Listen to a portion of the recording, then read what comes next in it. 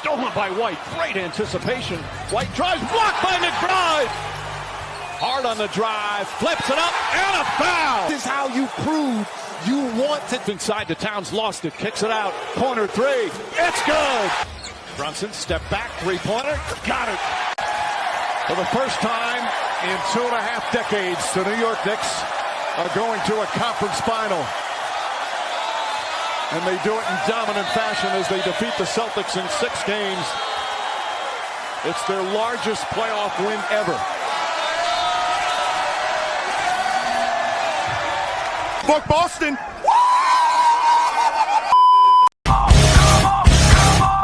Let's get it out. Move to the music, play like music, move into the music.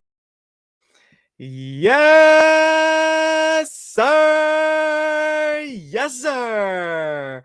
Ladies and gentlemen, good morning, good afternoon, and good evening, wherever you are in the world and whenever you are tuning into this video. My name is James Porcelli, and welcome to another edition, a very special edition of the Ruthless Talk podcast. Welcome. Have a seat.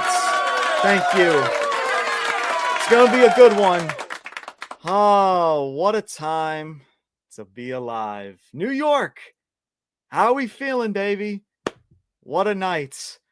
A day to where the New York sports world was at a buzz. From baseball to basketball, we're going to talk all about it. But ladies and gentlemen, you see the merch, you see the shirt, you see the orange and blue.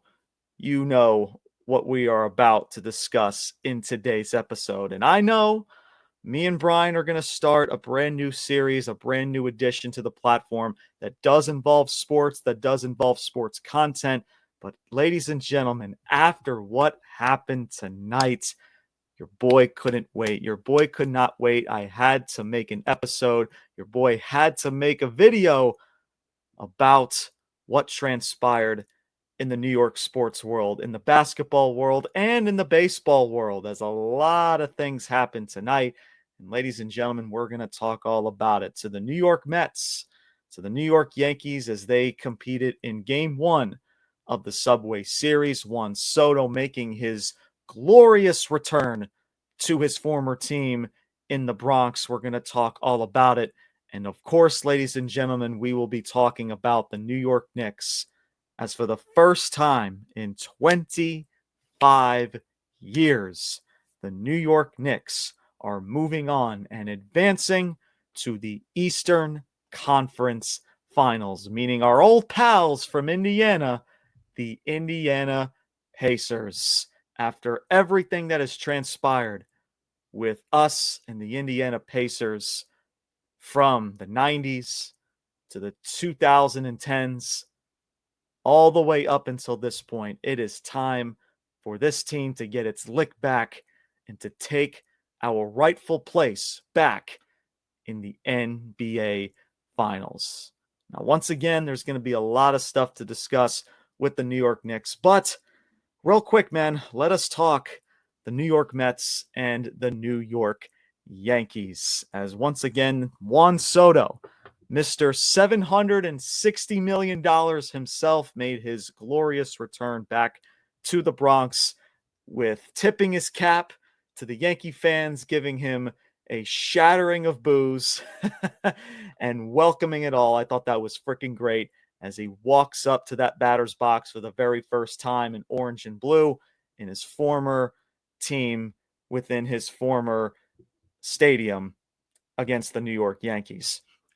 And unfortunately, let's just say for us New York Met fans, things did not go the way that we expected it to go. Now, did we? But we'll talk about it. So yeah, why don't we start from this, man? The New York Mets, you know, a team who has a history, right, of coming off of really, really good starts to the season. And throughout the past, 2 months now, maybe approaching 2.5 months so far into the season. We're about a quarter away into this season. As a New York Mets fan, I have loved what I have been watching or what I've been seeing from this New York Mets team. Everything has been clicking, from the lineup, from the starting pitching, and even from the bullpen. Edwin Diaz scares the crap out of me more times than not.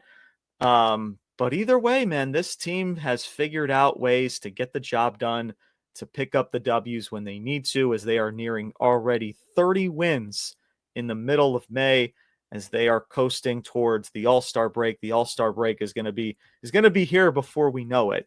And all of this has been transpiring without much electricity from the guy that has been the talking point of this entire offseason and going into this regular season, and that has been Juan Soto.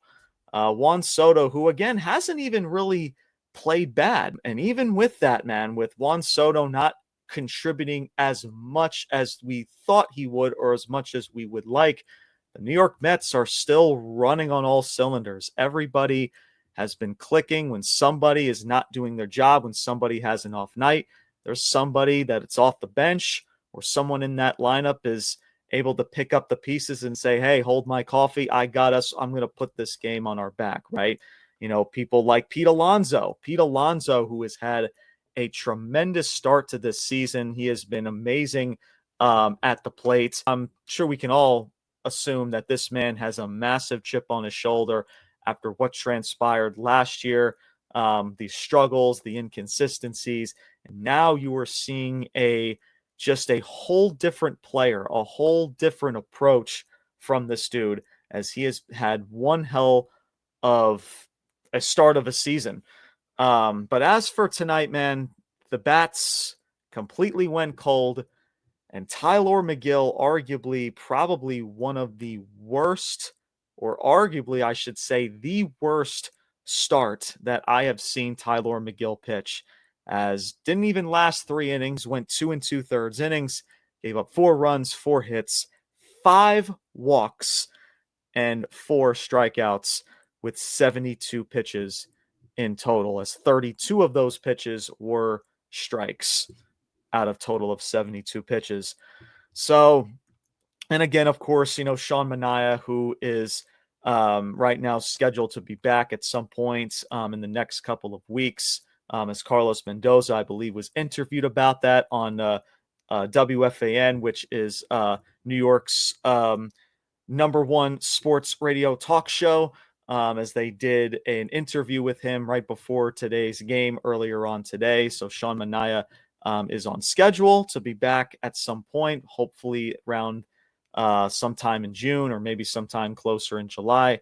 We shall see. But I will give the New York Yankees credit, man, because there's a reason why guys like Aaron Judge, Paul Goldschmidt, and all of these guys in this lineup, I mean, you would think we're back in like the 1990s and early 2000s with their batting averages, man. I mean, Aaron Judge going into this game batting a 412, a 412 batting average in 2025. Think about that for just a second. You don't see that a whole lot. Paul Goldschmidt batting a 344 as well. I mean, but the fact that you want to say that, or it is an understatement to where they didn't chase after anything outside of the strike zone. And I'm talking nothing. The discipline that this New York Yankees team showed tonight with not chasing anything out of the strike zone was unreal. As Tylor Megill tried to get them to chase, and then towards that second inning, could not find it at all, was getting behind in the count a lot. The walks were going up, and towards the end of that second inning, Max Kranick comes in, 1 pitch, 1 out.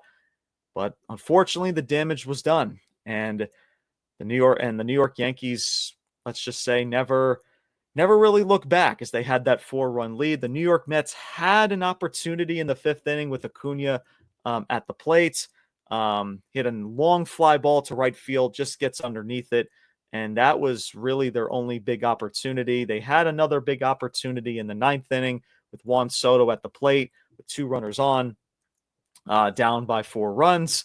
And then, of course, Juan Soto, out of all people, right, makes the final out of this game. So, but look, man, again, I mean, as much as I can't stand the Yankees and their fans and pretty much everything else, I will give their hitters credit. I mean, they showed incredible discipline again at the plate for not chasing anything out of the strike zone. And that's was honestly, man, the big takeaway from this game was the discipline at the plate. And in that third inning, they managed to score 2 runs and not a single baseball got out of the infield.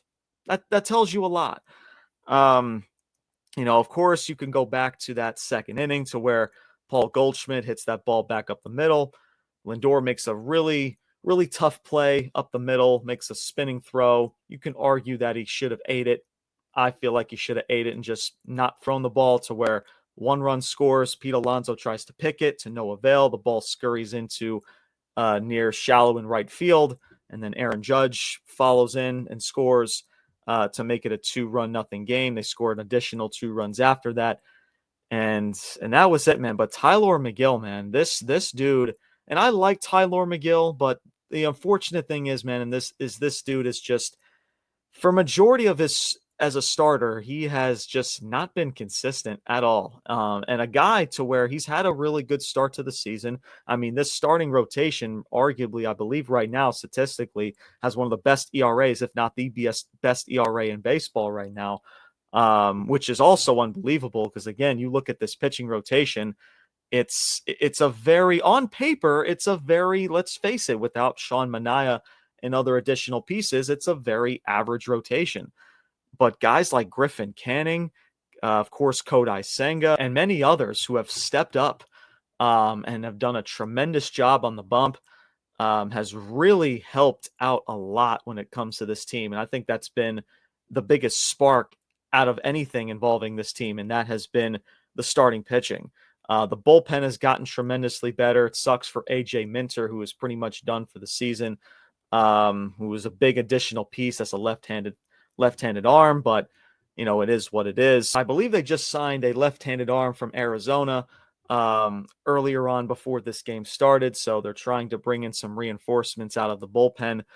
But look, man, this was just one of those games to where the New York Mets just could not find a groove, and when they did, when they had runners on and it was time to execute to bring in some runners in, they just could not do it. A rough day for Francisco Lindor, a very rough day for Pete Alonso. Just overall, man, just from top to bottom, this team offensively just could not get anything going. And we're talking about the strength of this team, which is this offense and how good this offense can and should be. So yeah, it just a lot of inconsistencies, man, as we'll see what tomorrow brings. But that's the one thing, man, about this New York Mets team is sometimes it's just the lack of discipline at the plate when it comes to hitting, right? And that's why I tip my cap to the New York Yankees and the fact that how much discipline they have shown. And because of the discipline they've shown at the plate, because they didn't chase a whole lot of pitches outside of the strike zone, that was the key factor of this game. Just showing more discipline at the plate than us tonight. And so we'll see what tomorrow brings, man. I'm looking at the starting matchup right now for tomorrow. Griffin Canning will be on the mound from the New York Mets against Clark Schmidt. And I believe Sunday, Clay Holmes will be starting. Oh, no, it's David Peterson. Okay, David Peterson will be on the mound for Sunday Night Baseball on Sunday against Max Fried. That's going to be an interesting lefty versus lefty matchup. The New York Mets don't have a great history when it comes to Max Fried. Of course, being an Atlanta Brave for so long. If you're a New York Mets fan, So look, man, it was nothing much to talk about outside of, again, if you want to mention the whole Juan Soto tipping his cap and the response that he got from Yankees fans, I mean, which was, no shock. I mean, he's probably going to get that, not just for tonight. He's going to get that tomorrow. He's going to get that Sunday night. He might get that for another 15 fucking years as he continues to be a New York Met. Um, but that's what's the beauty about this Subway Series, man. As of right now, as it's so early on into the season, it's all bragging rights, man. It's all bragging rights. And right now, so far, the New York Yankees are up 1-0 in the bragging rights between both of these two teams. So we'll see what tomorrow brings, but definitely the bats have to be better. There's no excuse for how undisciplined this team was tonight at the plate. Tyler McGill, up until at least Sean Manaea comes back, the dude's got to be better. I know a lot of Met fans are not fond over Tyler McGill, which again is understandable, man, for how, again, just inconsistent he is. It's just to where, like, again, at the start of the season, he's picked up some really good starts. And then these last two starts he's had, not so much. So if you're going to be that guy that's going to pick up the slack while Sean Manaea is gone, you got to do better than 2 2/3 innings, 5 walks, and giving up 4 countless runs. And that's just what it comes down to. I'm still not really worried about where the New York Mets are going as far as the long term of this season. I really like where this team is at. I love the manager. I love Carlos Mendoza and how he is running things. He does have some decision makings to where it does baffle a lot of people. I understand. But man, I mean, right now, I mean, until something drastic happens to where, things really start to go in the opposite direction, I feel really good right now about this team and where we're at. Once Sean Manaea comes back, once we get some reinforcements back, I'm not too worried about it at all. I'm not too worried about this team. I mean, again, they're not perfect. They're not gonna they're not gonna be winning 9 out of 10 games every single freaking week.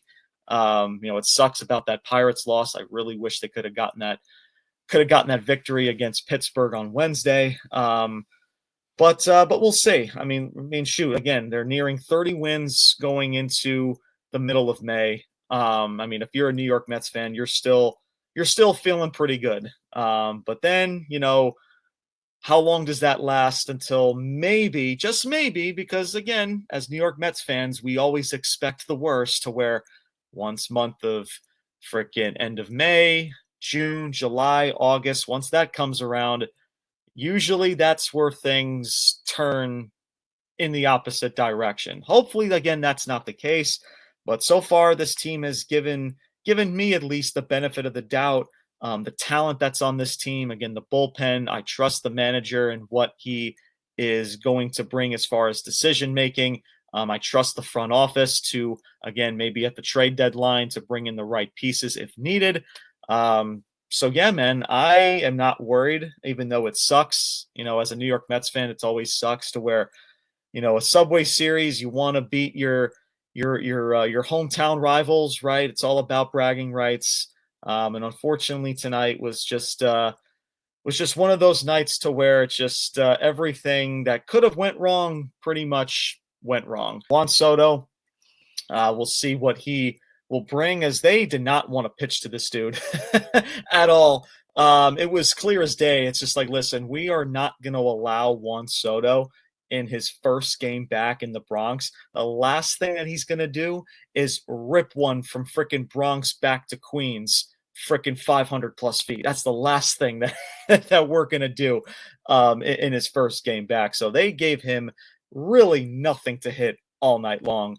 As I believe he walked, twice or 3 times in this game, as I'm going to double check here as I am scrolling through. I'm pretty sure it was definitely twice that Juan Soto walked in this game. But yeah, just not a great night for the New York Mets. As yes, it was 3 walks. Juan Soto walked 3 times in this game out of 5 total at bats. So yeah, once again though, man, I am very confident in this team. There's a lot of talent. This is the best start that they've had, or one of the best starts that they've had. You go back to 1986, 1988, 2006. If you're a New York Mets fan, you remember those years. They were pretty darn good seasons. So again, I trust the talent that's on this team, and we'll see what tomorrow brings, and we'll see what the long term of the season brings to us Met fans going forward. All right, man. Now it's time to get to the main dish. Let's get into these New York Knicks, man. And I think it's only fair that I kind of travel back in time, right? To where I mentioned how it's been 25 years since the New York Knicks have even managed to get into an Eastern Conference Finals and compete in an Eastern Conference Finals, right? So our last time was 2000. Your boy was 2 years old. Don't really know much about it. Of course, with the likes of, Larry Johnson and people like Allen Houston. I remember the season back, what was it, 2003, I believe. That was when Stephon Marbury was there, 2004. And we ended up losing in the first round of the postseason to the Nets, to the New Jersey Nets, when they were the New Jersey Nets at the time. That was when Vince Carter was there, when he came from the Toronto Raptors. Were pretty much swept. And I'm thinking, all right, as a young kid, right? 6 some odd years old. I forget how old I was back then. Freaking losing train of thought. But a lot of shit has happened over the past 24 hours, so just bear with me. But still, as a kid, I remember, man, I'm thinking, all right, my first taste watching the New York Knicks in the postseason, I'm thinking, all right, we're gonna be back. And from then on up until 2009, they never went back, and they were nowhere near close. As then you hit 2010, to when now the landscape is slowly starting to change, as they brought Amari Stoudemire, right, to be pretty much, at least for that one season, to be the guy of the franchise.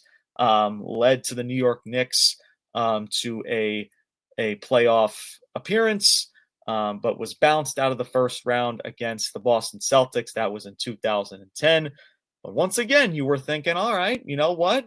Great regular season. They're back in the postseason. This is a way for us to slowly get our footing back into the good graces and to make this franchise great again. And then next year, the following year, they bring in reinforcements. They bring in Carmelo Anthony in 2011. And now we're thinking, here we go, right? Carmelo Anthony comes in. They have a stellar regular season. And then they run into the Miami Heat. That's right, the Miami Heat and LeBron James, Dwayne Wade, and that big three. Everybody remembers those glory days, am I right? As they were bounced out in 5 games. And still, as a New York Knicks fan, you think, all right, even with Carmelo, Amari Stoudemire, and other pieces, still you were thinking this team were going to be back. And they were. And not only were they back, but they managed to win a playoff series. They come back, they bounce back into the first round, or they get back to the first round, and they defeat the Boston Celtics in 6 games. And then they run into the Indiana Pacers. And unfortunately, they were just outmatched with people like Paul George and others, Lance Stevenson and others, and they were bounced as they lost in the conference semifinals in 6 games. And ladies and gentlemen, ever since then, the New York Knicks, once again, just like I mentioned from 2003 and 2004, they have been nowhere near a playoff appearance, nowhere near a playoff victory. Nothing to be found for the next 7 years, I should say. From the next 7 to 8 freaking years, we go through the triangle offense with freaking Phil Jackson. That was a disaster. Freaking head coaches like Jeff Hornacek, Derek Fisher, freaking Dave Fidsdale. You can freaking go down the line, right? Everything that this franchise tried to do fell flat on their face. And as time went by, this team was a laughingstock, not just in NBA basketball, not just in basketball, period, but in professional sports. A team that is a global, worldwide specimen, right, of a franchise. The New York Knicks playing in the most world's famous arena, the most well-known franchise in all of sports. over the last 7 to 8 years turned into nothing but a laughingstock. Fans with paper bags over their heads, calling for James Dolan to sell the team. It was rough. It was really rough, to where I believe it was in 2018-19. They had back-to-back years to where they only managed to win 17, 18 victories. I believe that was the year when Jeff Hornacek was the head coach, along with David Fizdale. And again, there's many other coaches down the line. Again, I mentioned the triangle offense that people like Phil Jackson and the other people in the front office tried to make work. Once again, fell flat on their face. And it was bad. It was really, really bad. But then came along was 2020. And they bring in Coach Tom Thibodeau. And I'm thinking, all right, love Coach Tom Thibodeau. I think he's a great head coach. He's got a great resume as a head coach from his years in Chicago. Finally, we have a guy that has the success, that has the resume. They draft people like RJ Barrett. They bring in people like Julius Randle. And slowly but surely, the atmosphere, the culture slowly starts to change. And of course, this was around COVID season. So this was a very interesting time, of course, for all of us sports fans, and just not even sports, but for everybody across the world. But they managed in that season, in Tom Thibodeau's first season back, I think it was his second season back, his first or second season as the New York Knicks head coach.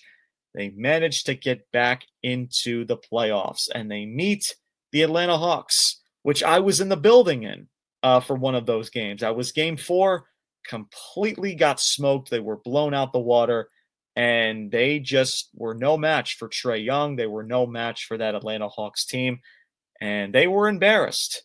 Following year, they missed the playoffs, and you're thinking, all right, here we go. This is where things go down south really, really quickly. But slowly but surely, man, this team slowly adds pieces. They slowly start to make changes. They bring in people like Jalen Brunson. Jalen frickin' Brunson, to where we never knew back in 2022 that this was going to be the free agent signing that would change everything within the New York Knicks landscape. As they go back to the playoffs, they defeat the Cleveland Cavaliers in the opening round, and then they were, of course, managed to lose, or they did lose, to the Miami Heat in 6 games. And once again, man, this frickin' this glass ceiling that the New York Knicks, that for some odd reason they cannot break, which is getting past the frickin' second round of these NBA playoffs. They have not managed to do that for 25 freaking years, or at least in this particular time frame, 23 years. The 2023 season, to where they defeat the 76ers, a freaking division rival, sayonara, toodles, sending Joel Embiid and everyone else back home to Philadelphia. And then we run into the Indiana Pacers. Injuries, everything caught up to that New York Knicks team, including Jalen Brunson, people like Josh Hart, people like OG Anunoby, and so many others. They were massively banged up going into that series, and they never really stood a chance at all. They stretched it out to 7 games, but they were outmatched in game number 7 as the Pacers moved on to the Eastern Conference Finals from last year. They go on to face Boston. Boston beats them in the Eastern Conference Finals, and Boston ends up winning an NBA championship from last year. And now you get to this year, right? So where this year, you clearly tell your entire fan base and everywhere around the basketball world, the NBA world, the sports world, to where you go all in and you make it crystal clear that this team is going all in to be a championship caliber team. As yes, a lot of ups and downs from this season. As good as a regular season they still had on paper, as a New York Knicks fan, you question the lack of defense. They're not the same tough defensive team that they were over the last 3 to 4 seasons, right?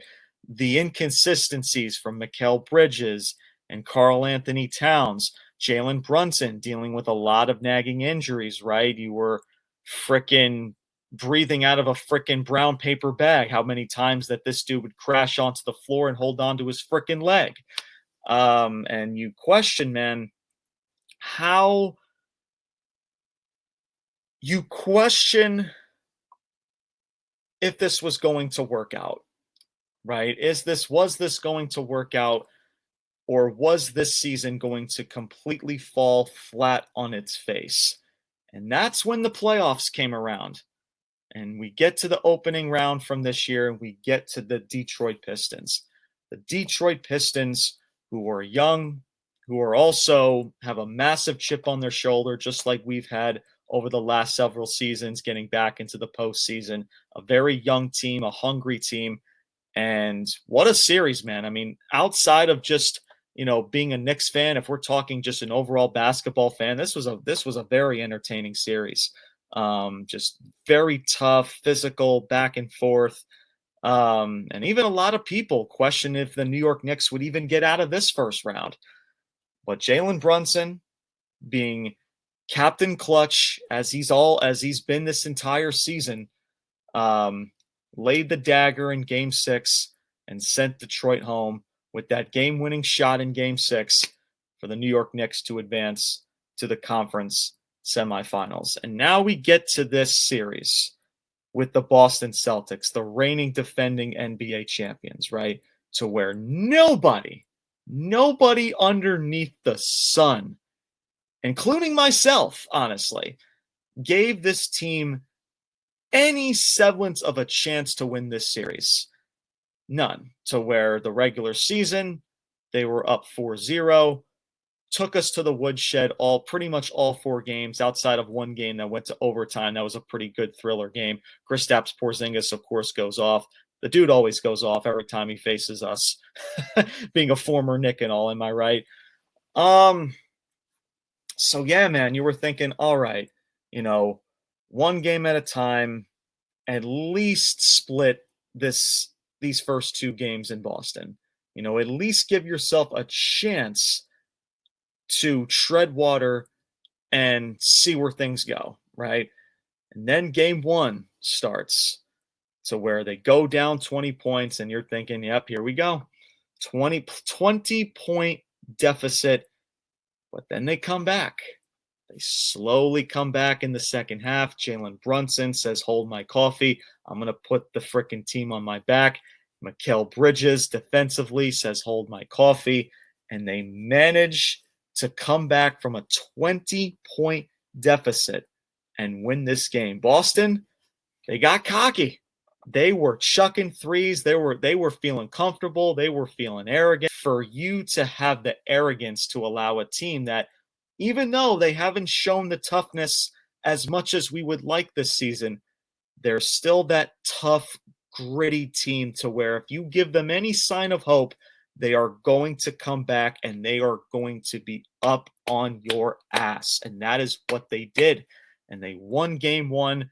Mikal Bridges with the freaking stop, to where they inbound the ball. They give it to Jaylen Brown. He rips the ball out of Jaylen Brown's hands and ends the game, and the New York Knicks win Game 1. And we're like, all right, let's freaking do this, man. Game 1, you set the tone. You at least give yourself home court advantage now going into game number 3 if the series now was split 1-1. The New York Knicks were not done, as they did pretty much a reenactment of game number freaking 1 and Game 2. Once again, a 20-point deficit. And they come back, they scratch and they claw and they fight. Jalen Brunson once again says, hold my coffee.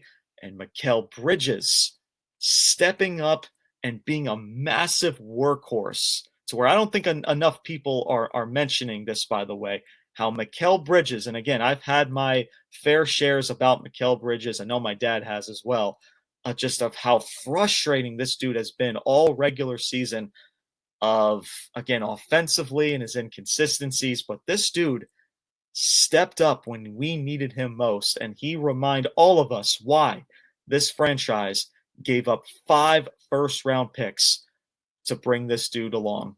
And he proved that to you in these first 2 games, to where he makes the block that was heard around the world, right? Blocks the ball out of Jason Tatum's hands. He tries to throw up a shot to no avail. And the New York Knicks heading back to Madison Square Garden up 2-0. And now everything changes to where, could this be it? Could this be the year they break that glass ceiling? Game number 3, yikes, man. Boston had a massive chip on their shoulder, that's for damn sure, as they completely annihilate us in Game 3 in Madison Square Garden. And now doubt creeps in, right? Doubt starts to creep in, and you're thinking, uh-oh, did we just piss off the reigning defending NBA champions, or is this team as good as we thought they were going to be? Is this team not as good as we thought that they were going to be? And all of this doubt creeps in, and then we get to game number 4. Game number 4, which was an absolute thriller, probably the best all-around game that the New York Knicks could have possibly played, as they manage to go up 3-1. They take away game 4. Jason Tatum has probably arguably the best game, and that's saying something for Jason Tatum, because this dude has had a lot of amazing games in his career, but he freaking had a career-defining game in Madison Square Garden, and it's unfortunate. The dude goes down with an Achilles injury. Again, much love and much prayers to Jason Tatum, by the way. You never want to see that happen to anybody. I believe it's the same way Kevin Durant, I believe, tore his Achilles as well, to where he kind of like takes a step back to try to go for the ball. The ball was loose in midcourt. OG Anunoby steals it, goes in for a running layup, and you knew how he was grabbing his leg and everything. The dude was done. But keep in mind, right? I mean, the New York Knicks, let's face it, they were winning this game before that Jason Tatum injury even occurred, right? I think we can all agree on that, right? So where even at Jason Tatum's best performance, his career-defining performance in this postseason, to where the first 2 games, dude, he was nowhere to be found. And that said a lot about how the New York Knicks won those first 2 games. But this was the series, this was the game that Jason Tatum finally came out of the woodworks and had his career and series-defining game. And even at his best, it wasn't good enough. The New York Knicks still found a way to grind it out, and now they go up 3-1. Game 5, yikes, once again. Now, once again, doubt starts to creep in. It's like, okay, it starts to dawn on you. It's just like, all right, does this team always need to come back from adversity to frickin' just to put their foot on somebody's neck and just say, frickin' end it, right? That's what all of us were thinking. People like Jaylen Brown and Pritchard and Al Horford and all of these guys said, nah, we're not losing on our home court. And they definitely did not do that. They find a way to survive and advance to game 6. And now we get to tonight.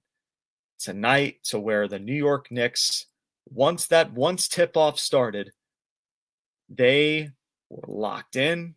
They had a mission. They were ruthless. They were aggressive. And from start to finish, they completely blew this Celtics team out the water. This Celtics team looked frantic. They were nervous. They had no idea what to do, especially when you take away your star player in Jason Tatum. And when that Knicks team is running on all cylinders, man, you forget, man, that this team is a dangerous freaking team when everybody is doing their job. And that's what makes this team special, right? Obviously, this team relies on the back of Jalen Brunson, who is your superstar, who is Captain Clutch, who is the foundation of this New York Knicks team. Without Jalen Brunson, without this dude who has been a bona fide superstar, the Knicks don't make it this far. They just don't. But it's pieces like OG Anunoby. It's pieces like Josh Hart, who is the heartbeat of this New York Knicks team, right? people like Karl Anthony Towns, who probably had one of his best games in these playoffs to where he's gotten in a lot of foul trouble. Karl Anthony Towns, to where I talk about people that I watch who are so frustrating to watch. Karl Anthony Towns has been one of them, to where the dude gets in massive foul trouble. I've never seen a guy 7 foot tall freaking always end up on the ground driving to the basket every time. It's like, I've never seen it.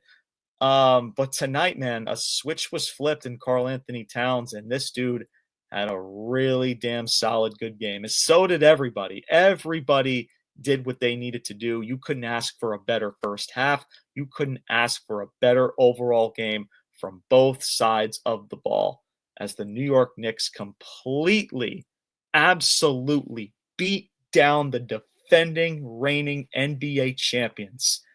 And ladies and gentlemen, here we are. The New York Knicks are moving on to the Eastern Conference Finals. And I get it, right? As Kobe Bryant would say, job's not finished, right? We still got to get through these Eastern Conference Finals before we can even start thinking about an NBA championship.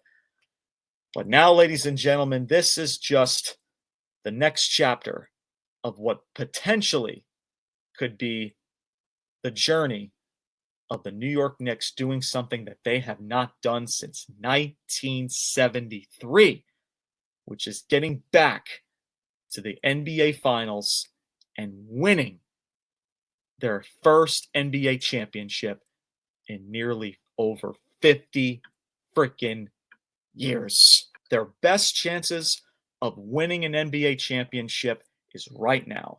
Not next year, not the year after that, not 3 years from now. It is right now, with the Timberwolves that just advanced, right? To where I really hope, if we're going to meet anybody in these finals, I want the Minnesota Timberwolves. I want the matchups with Julius Randle and Dante DiVincenzo, right? Let's see who really won this trade with Karl Anthony Towns, Dante, Julius Randle, right? Bring on Anthony Edwards, bring on that Minnesota team, because I like Minnesota, right? And if there's anybody that's going to beat us in the NBA Finals, I would want it to be Minnesota. But you got the Thunder, you got the Denver Nuggets, you got all of these teams, right? And then you have the Indiana Pacers, who have been a massive thorn in our side for so fucking long. From the 90s with Reggie Miller to our very last freaking playoff appearance before the Tom Thibodeau era started in 2020. So where they knocked us out of the playoffs in the second round, and we're thinking, oh, we're going to be back. And slowly but surely, you knew they weren't going to be back. Not for a very long time. And here we are. We're back. Last year, we were banged up. We were bruised. And Pacers saw blood in the water. Tyrese Halliburton, all of those guys. And props to them. They were sharks, and they feasted on us, man. And they took us to the woodshed in Game 7. All of us were banged up. But ladies and gentlemen, this year, now we are at full strength. And it is time for our revenge spot. Not just for last year. Not just for the 2010s. But everything between the history of this New York Knicks franchise and the Indiana Pacers. How sweet would it be for this franchise, for this team to go back to the NBA Finals, and the team that they do it against is the team that has been the massive thorn in our fucking side for nearly freaking decades? It's the Indiana Pacers. Chef's kiss. You can't write a better script, man. You really can't. But look, man, it's going to be a damn good series, man. Listen, Indiana, I have nothing but respect for that freaking franchise. I have nothing but respect for Tyrese Halliburton and that freaking team. That head coach that they have, Rick Carlisle, I can't have absolutely just nothing but respect. But ladies and gentlemen, it's time. If the New York Knicks are going to win an NBA championship this year, it is right now. Right now. There is no other time. Not next year, not 2 years from now, not 3 years from now. This is the best possible chance for this team to beat the Indiana Pacers and to go back to the NBA Finals. And that's it. And New York Knicks fans, soak this in, man, because we've experienced this now over the last several years to where, maybe this is the year. We're hopeful. Maybe things work out. Maybe we can break that glass ceiling. So soak this in, man. We broke a glass ceiling that we haven't done in 25 years. Everybody that's in New York, I'm sure they're freaking having a freaking ball, freaking shoot, freaking New York City might be freaking burned to the ground because of how bonkers everybody's probably right now. But if you're a New York Knicks fan, enjoy this, man. Even though there's still a big picture at hand, but frickin' soak this all in, man. Enjoy it, because we don't know how long this is going to last. We don't know how this series with Indiana is going to go. But I know damn sure as a New York Knicks fan, man, I am going to soak all of this in. I'm going to soak all of this in because we should definitely celebrate because of the years of Phil Jackson, that damn triangle offense, to that 17-win season, to Jeff Hornacek, Dave Fizdale, Derek Fisher, everybody that has come and gone, right? These are for the people like Stephon Marbury, Jamal Crawford, Carmelo Anthony, Amari Stoudemire, Jeremy Lin, Julius Randle. Well, I don't know about Julius Randle, but you get my point. Everybody who has come and gone from this franchise, right? It's for all of us fans that have went through the ups and the downs, mostly downs, of watching this franchise that was a laughingstock in not just basketball, but in sports. To now, we are fucking back. Like it's 1994, baby. So soak this in, Knicks fans. Soak it in, because we don't know how this series is going to go with Indiana. We don't know what's going to happen. But if there is any way that the New York Knicks can manage to get back to the NBA Finals and to do something that they haven't done in 50 years, the time is right fucking now. But until then, enjoy this, y'all. Fucking enjoy it, because up until next week, once the Eastern Conference Finals starts, it's nothing but orange and blue skies. You gotta love it, man. You gotta love it.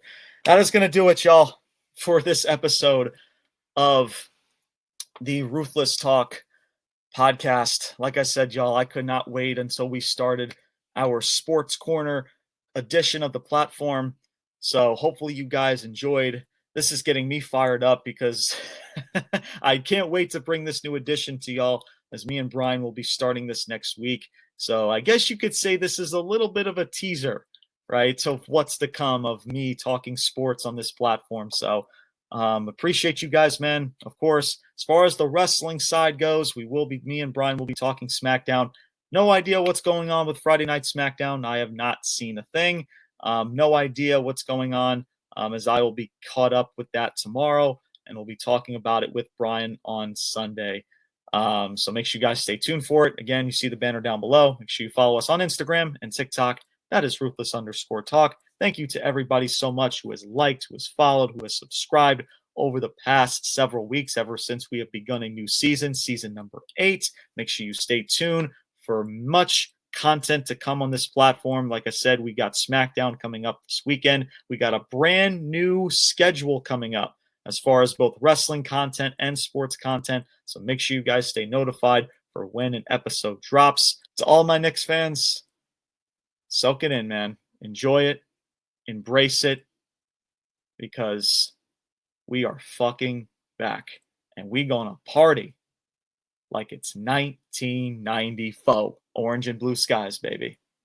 We are back. It is time to face Indiana head on and take what is ours.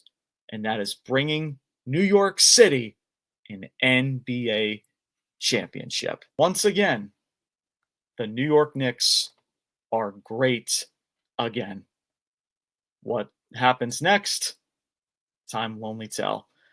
That is going to do it for today's episode, everybody. My name is James Porcelli.